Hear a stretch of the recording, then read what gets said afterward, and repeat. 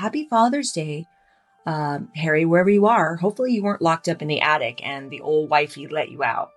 I've said it before, the whole flowers in the attic routine. Getting really old, Megan, okay? This is really creepy. When the phone doesn't ring in Montecito and no one knows your name, it's not like Cheers. Okay, well, people know their name. They just don't want to call them up or invite them anywhere or get any new projects going. We got to call it what it is. So again, private, long-standing invitation extended by Charles. This is nothing new. Of course, they're going to stay somewhere on palace grounds. I don't know, Buckingham Palace, Windsor, whatever. Who cares? Just somewhere where they can be watched and people can keep an eye on them and what they're doing. I think we need a little bit of kind of talk therapy through these latest Harry and Meghan headlines because Team Sussex, you guys, is at it again. Okay, I'm editing and I have to throw this in there because Father's Day just passed. Happy Father's Day to all the dads listening. We get this from Meghan on Father's Day. Another back of the head blurry photo. This is a cute picture, okay? We'll give them that. It is a cute picture. There are children involved, no matter how they came into the world, allegedly. So very, very cute. But the thing that makes it exhausting, even more so than being cute, is the fact that we've seen this over and over and over and over and over again. If she wants to mix it up a little bit, can you just maybe put the kids in something that is a little bit more dressy? Does one or both have to always be barefoot? Does it always have to be like this? And moreover, that's what really was glaring to me. Always got to be blurry, always got to be back of the head. One of them has to be, or both, no shoes, always super, super, super casual. And now she's advertising on the back of Archie's shirt. I mean, please. We're so lucky to have you. That's what she says. They're so lucky to have you. We all are. Happy Father's Day to our one and only. What she wrote in the caption, what are you reading from that? Because I'll tell you instantly what I'm reading from that. The first sentence is, they're so lucky to have you, meaning Archie and Lily. They're lucky. And then the second sentence, we all are. That's Meghan calling attention to herself. She could have put the one sentence saying, we all love you so much, or something to that effect, but she had to separate herself from the children because this is her Instagram account, her grid. She's got to put herself out there. She has to. And to our one and only. Okay, fine, fair enough. Have your Father's Day moment. Happy Father's Day, Harry, wherever you are. Hopefully you weren't locked up in the attic and the old wifey let you out. I've said it before, the whole flowers in the attic routine. Getting really old, Megan, okay? This is really creepy. But the other thing that's kind of creepy, and I hate going into this tinfoil hat conspiracy theory road, but this has got to be an old picture because these kids don't look like they've grown much in the last year or so. I mean, why is it that in some pictures Archie and Lily look the same height and then in other pictures she looks a lot smaller? This is just weird. They're in the line of succession. It's absurd that she is obscuring them in the first place. Like I said before, just release a picture, a normal picture once a year, okay? Especially if they're going to continue to be in the line because for no other reason, Meghan, that's what the public expects. But this weirdness, are they growing? Are they not growing? What age are they? I'm already hearing all these people out there talking, saying, oh, these pictures are old. They're like years old. And it's like she could stop all of this. But she doesn't want to. She doesn't want to. But then let's contrast it with this. Look at this beautiful, forward-facing, wonderful photo that the Prince and Princess of Wales's account put out for both Father's Day and William's birthday. Happy birthday and Father's Day to the best papa in the world. We love you very much. CGC and L. Very, very sweet. Look how sweet little Charlotte is, and look how tall little Charlotte is. She is going to be an absolute stunner. I mean, look at her parents, but first and foremost, look at her mother. Her mother, I mean, I've often said to my mom, Catherine is literally, she's a walking clothes hanger. She can wear anything and pull it off. She can wear a burlap sack and pull it off. She's just got that model body, tall, lean. People are criticizing her, saying that she's lost too much weight over the past few years. The woman battled cancer. A lot of times chemotherapy takes away appetite. It's a huge appetite suppressant. I know. I wish I would have lost more weight during my therapy, but point being, when you go through something like that, so many systems in your body get affected. But you know what? Catherine's always been lean and athletic. So lay off of Catherine, okay? She still has definition in her arms and legs. She's athletic. She's healthy. And not only that, she's drop dead gorgeous. And look at the daughter that her DNA, well, and William, of course, but we're talking about Catherine here. Look at the daughter that she's produced. And here's the thing, you guys. There's people out in the royal commentary community that maybe I'll never go down that toxic evil route. I'm not going to discuss the appearance of a kid versus another kid. And you know what? I can't even say for certain how cute Archie and Lily really are. And why is that? Because we've never seen their faces. I mean, we only see the back of the head and side profiles. And all we do see is them, in various states of what looks like, disarray. They're never really dressed up. Okay, their mother never really takes the time to dress them up and take pride in their appearance for them. I mean, they're at her behest, they have to go along with whatever she's doing. She always makes sure that in her mind, she's looking the best she can, but she doesn't give that same courtesy to her children. But it's such a contrast. So I'm not trying to say that, William and Catherine's children are so much cuter and no, not at all. I'm sure if we ever got to really see an official picture of Archie and Lily, they would be very sweet, very cute. What child isn't? But we can't say for sure, can we? All we can do is speculate, and all the internet can do is produce these wild theories about how they came into the world. Was it by surrogacy? Was it by adoption? How come they weren't properly vetted the way that William and Catherine's children are? Blah, blah, blah. It's emotionally exhaustive.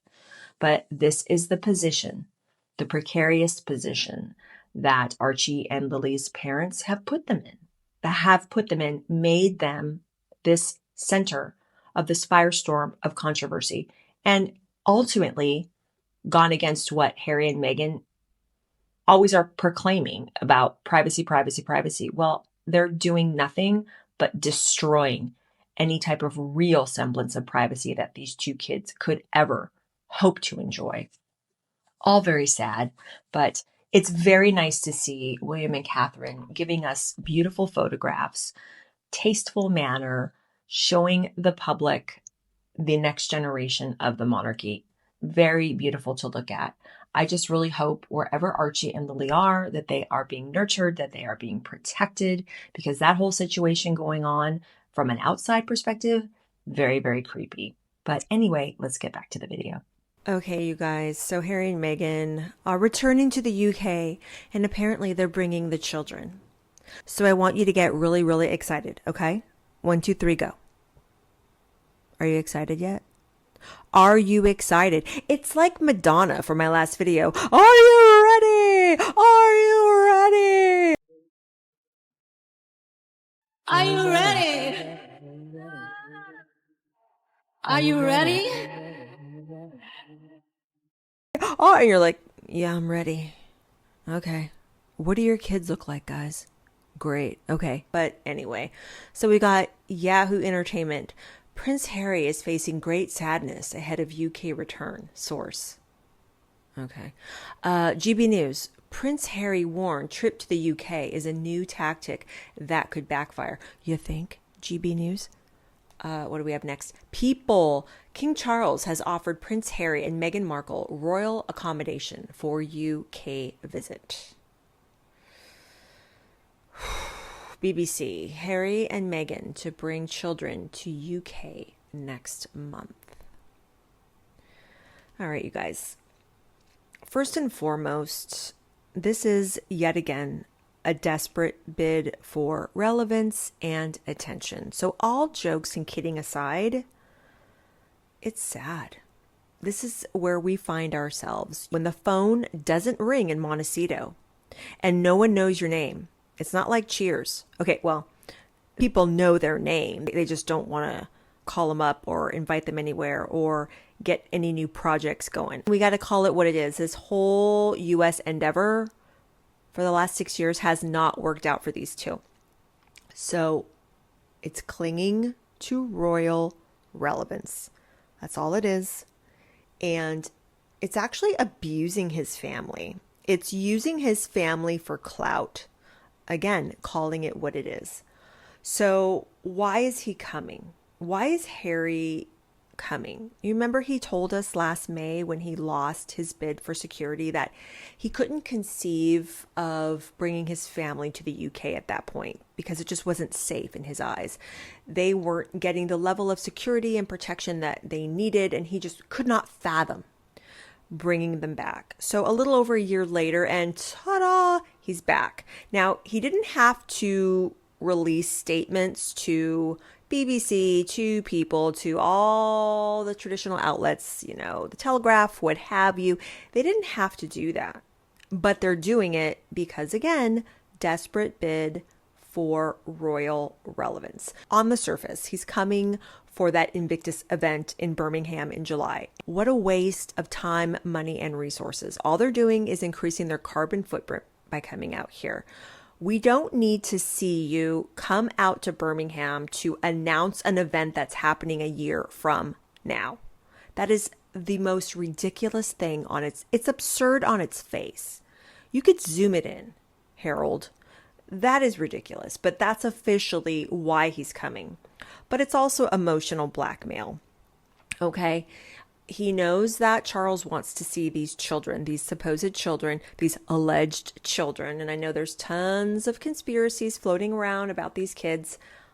All Harry and Meghan's fault, in my humble opinion, all their fault. So that's why he's coming on its face. And then the whole aspect of her and the kids coming as well. Why is she coming?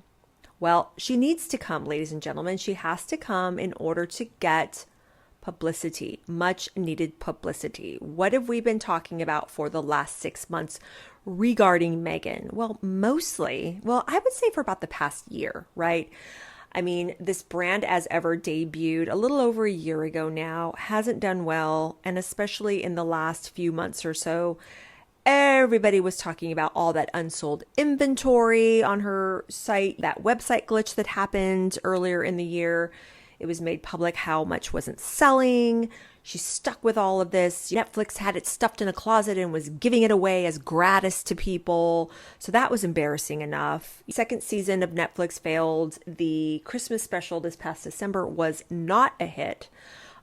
Just all of these things. And as ever, because it's not performing and it's not doing well, she has to ride on the coattails and bring herself and these supposed kids allegedly now. That's what she's doing. I don't think that she wants to, though. It's really weird. I think that there's a really big emotional tug of war going on with this woman. And when I say that, what I mean is that part of her, I think, is really, really scared. She knows she's really, really polarizing and not liked in the UK at all. People don't like her over there.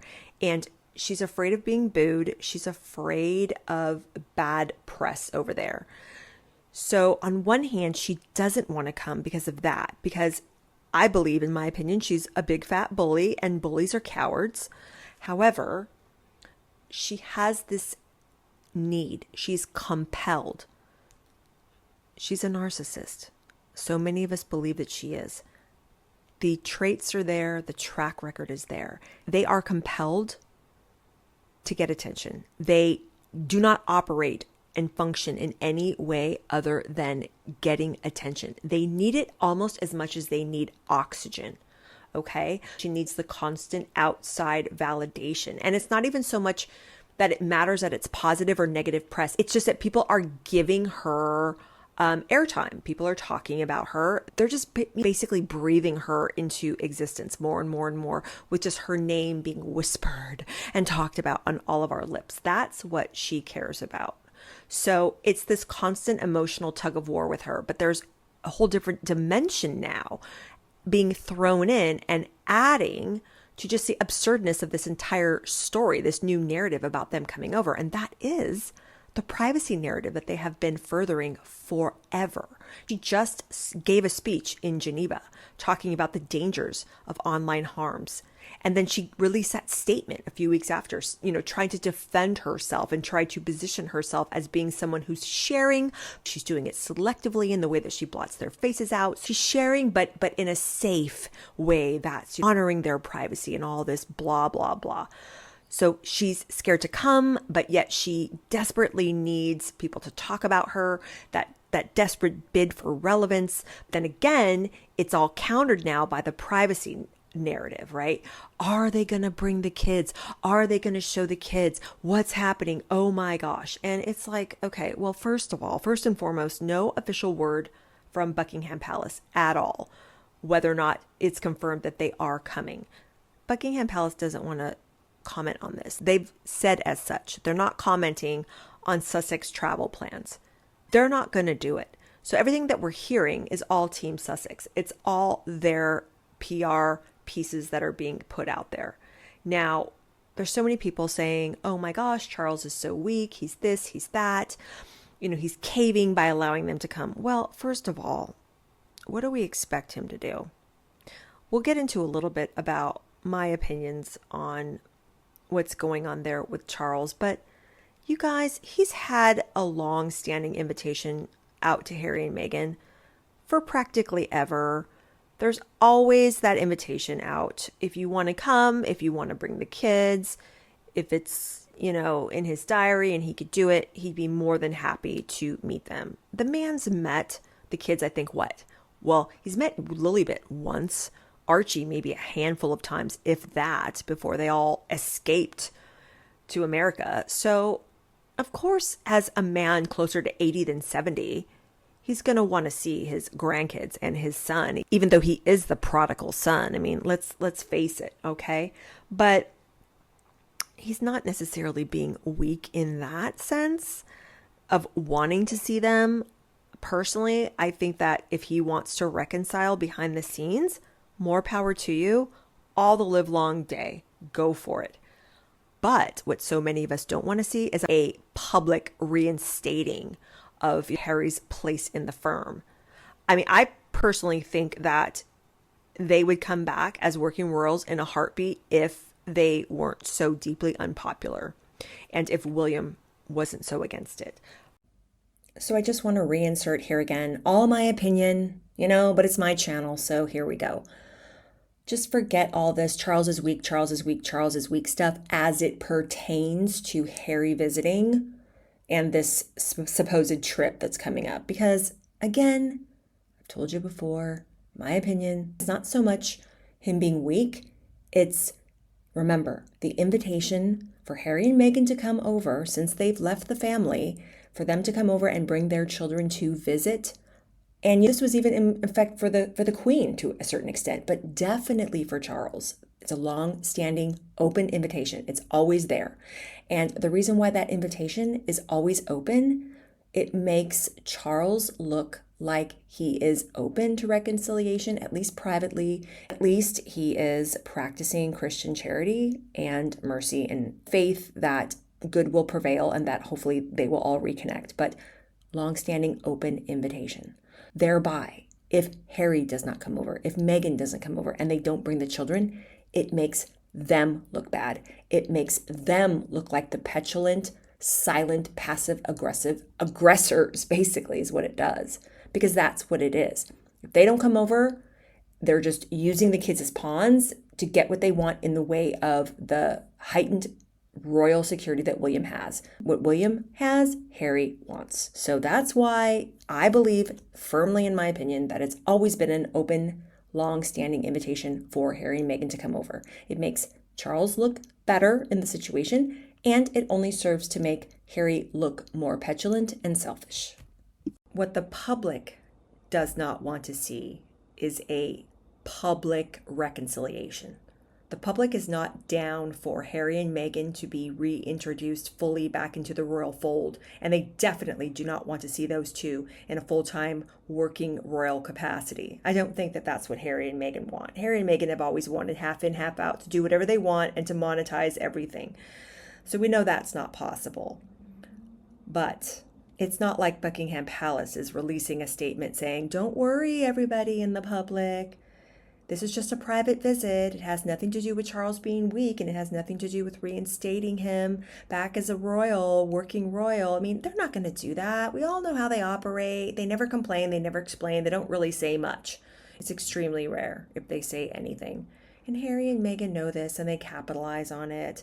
Because of all this ambiguity, they benefit. They benefit because they're always running their mouths off and presenting their side, which makes the palace look weak, essentially, in these instances. But it's all a private reconciliation. That's my opinion. It's private. And if Charles is smart, he wouldn't do anything to jeopardize his relationship with William. He already has a damaged and fragile relationship with Harry, but that's a different story. Harry's the spare. William is the one that's next in line. He's the one that is working, and he is the one that has a beautiful wife and beautiful children that are an asset to the future of the monarchy. So I don't think Charles is going to do anything to screw that up, but it's tough. It's a tough call all around because unfortunately just having Harry there meeting with Charles is upsetting William to no end, but he doesn't have to be around. His family doesn't have to be around. Charles can definitely meet with Harry and his family, independent of William's family. William doesn't have to have anything to do with this if he doesn't want to. And I think that, unfortunately, at this point in the game, William is keeping his distance because he has to, because he's been betrayed in the worst possible way. And I'm sure Catherine and William have just blessed and released Harry at this point. Really don't want anything to do with him. It's not like they're wishing ill will on him and his family, but they definitely don't want anything to do with him because they don't trust him. And who could blame them? So again, private, long-standing invitation extended by Charles. This is nothing new. Of course, they're going to stay somewhere on palace grounds. I don't know, Buckingham Palace, Windsor, whatever. Who cares? Just somewhere where they can be watched and people can keep an eye on them and what they're doing. I mean, where do we expect them to stay? Harry loves to stay at his hotels, you know that. But Meghan is definitely going to try to say that she stayed on palace grounds because she thinks that that's some huge indicator that she's been welcomed back fully, when that's not the case. They're just keeping an eye on them. Remember, this is all if they come, hypothetically.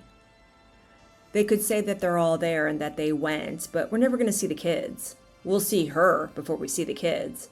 But that's if Meghan decides to bring the kids at all. They could do anything. They're impetuous, selfish, crazy wild cards. They do whatever they want. Anything that could benefit them in the moment. They're always trying to leverage their positions to try to squeeze anything out of any given situation whenever they can. So just expect anything from these two. Nothing can ever be quiet or dignified, private or straightforward. Not with this clown show.